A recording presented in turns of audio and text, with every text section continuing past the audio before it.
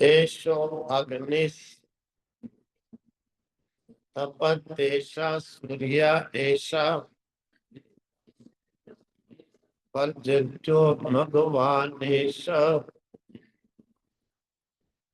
वायुरेषा पृथ्वी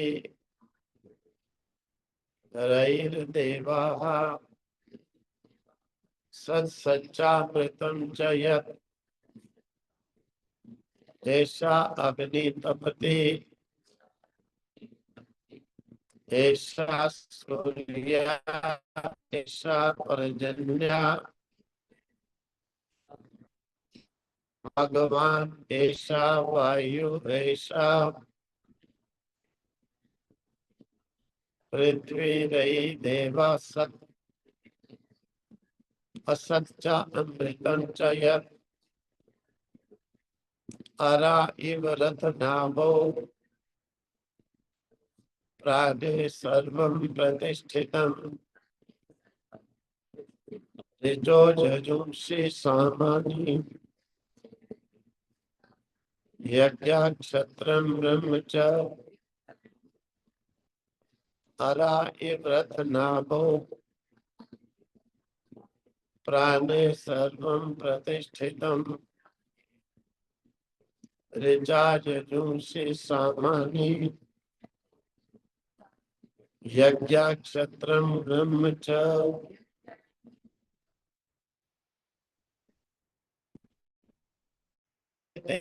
जब इंद्रियों का विवाद हुआ कि मैं ही शरीर को धारण करके रखी हूँ, मेरे बिना शरीर नहीं रह सकता। परस्पर इंद्रियों का इस प्रकार का विवाद देखकर प्राण आया। प्राण ने कहा, देखो तुम मत व्यर्थ में विवाद करो।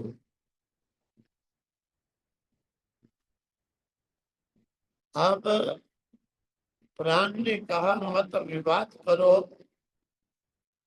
देखो किसकी शक्ति से ये शरीर धारण किया रहता है। अब प्राण शरीर पे होते हैं तो इंद्रियों का काम चलता है। इंद्रियां विषयों का सेवन करती है।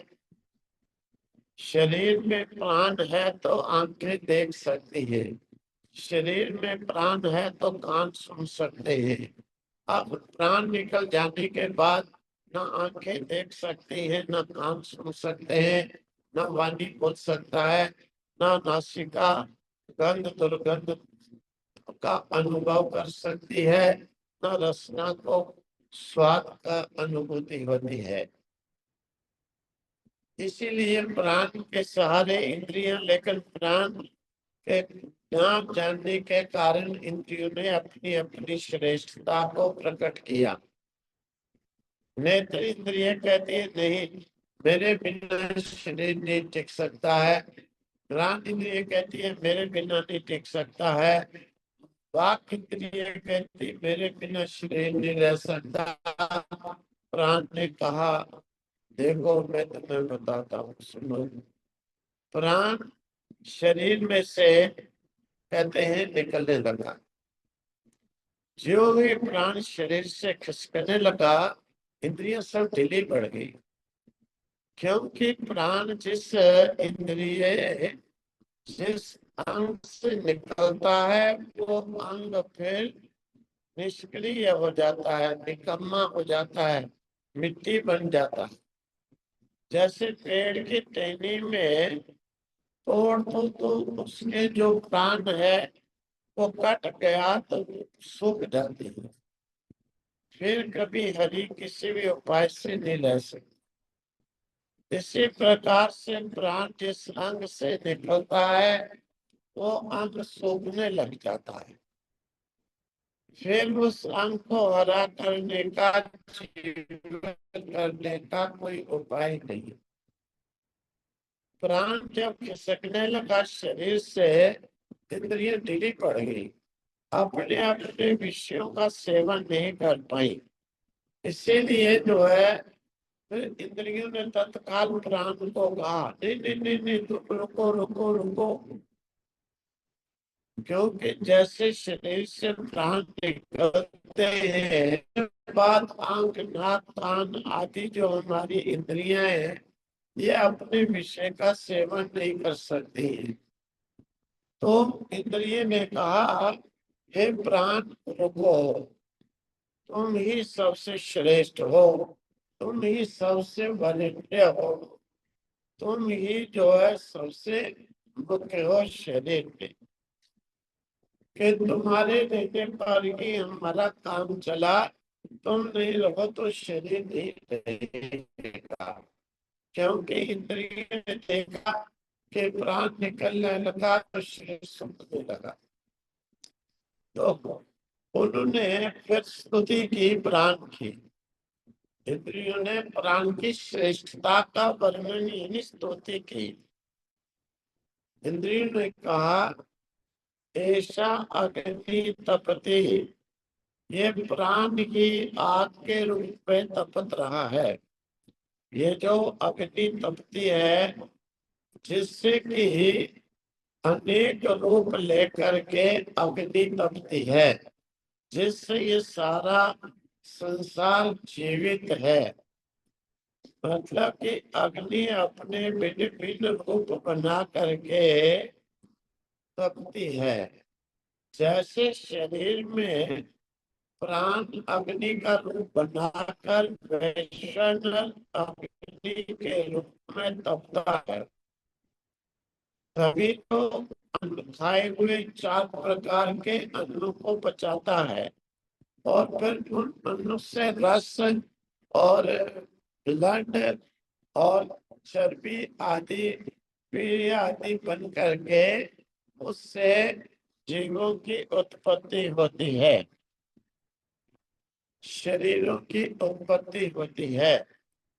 अगर खाया हुआ अन्न अंदर वैश्वानर अग्नि नहीं पकाए, ना इससे रस निकलेगा, ना खून बनेगा, ना मनुष्य जीवित रहेगा, ना जो है आगे शरीरों की उत्पत्ति होगी।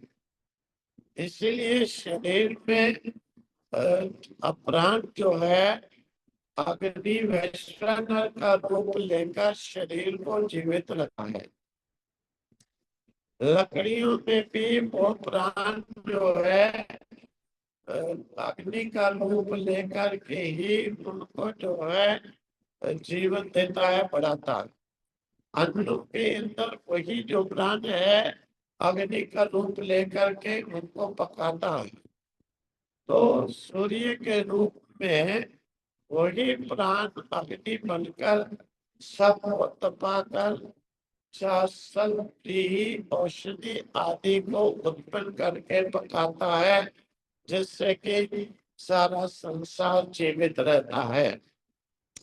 इसलिए इंद्रियों ने कहा, ऐसा सूर्या ऐसा प्रतिज्ञा, अरे प्राण तुम ही सबसे श्रेष्ठ हो, तुम ही सूर्य रूप हो करके और सब जगह पर प्रकाश फैलाते हो, अन्नों को पकाते हो।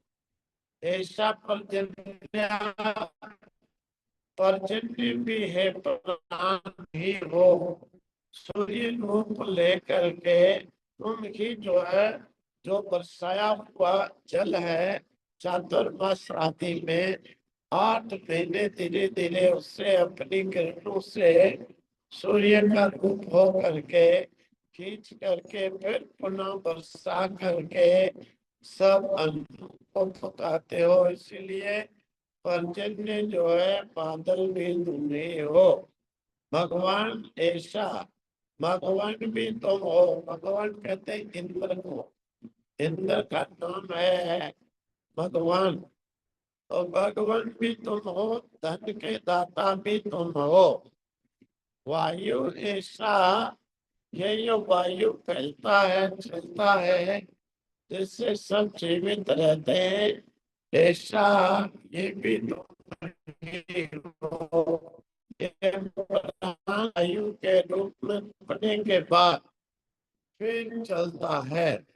क्योंकि जैसे ये देखो, ये पृथ्वी में गर्मी बढ़ती है सूर्य के द्वारा, तब जो है फिर ये होता है कि आंधी चलेगी, फिर हवा चलती है। इसी की उष्णता से वायु प्रकट होकर के प्राणियों को जीवित रखता है।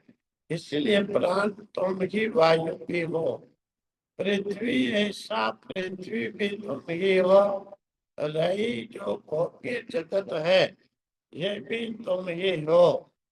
देवा सत असत जो सत्तावान अविनाशी देव है, हे प्राण ये तुम्हारा ही रूप है। असत जा अमृतम जा यत, और जितना भी जो असत जो विनाशी और अमृतम अमृत है, जो कुछ भी है हे प्राण ये सब तुम ही हो और तुम्हारी ही श्रेष्ठता है। अर्थात प्राण ही अग्नि के रूप में तपता है, प्राण ही सूर्य के रूप में प्रकाश देता है, प्राण ही बादल के रूप में वर्षा बरसाता है, प्राण ही धन के रूप में दान दे रहा है, प्राण ही वायु के रूप में जीवन दान कर रहा है। मतलब प्राण ही भिन्न भिन्न रूपों में प्रकट हो करके इस पृथ्वी के स्वरूप में आश्रय भी दे रहा है। राई भी प्राण है, भौतिक जगत को उत्पन्न करता है। संसार में जो वर्ण धर्म सत सत जो अमृत धर्म जो सत्य है अमृत है, वह भी सब प्राण ही है। इस दृष्टि से प्राण ही के सारे सारी सृष्टि टिकी हुई है। राई में जो भौतिक शक्ति है, वो भौतिक शक्ति भी प्राणों के द्वारा ही निहित है। अगर भौतिक ना हो तो भोक्ता हो सकता है, भोक्ता ना हो तो भोग नहीं हो सकता। राई ना हो तो प्राण नहीं रह सकता, प्राण ना हो तो राई नहीं रह सकता। भोक्ता ही यथार्थ सत्ता है, भोग नहीं। प्रश्न प्रथम में प्राण और राई की स्थापना करने के बाद ऋषि ने इस प्रश्न को उत्तर में ऋषि पुत्र को वैदर्भी को मुख्य सत्ता जो है राई की नहीं प्राण की है, अर्थात भोक्ता की है कि जो इस जगत को भोगता है। इस प्रकार से उपदेश दिया। ओम तत्सत। ओम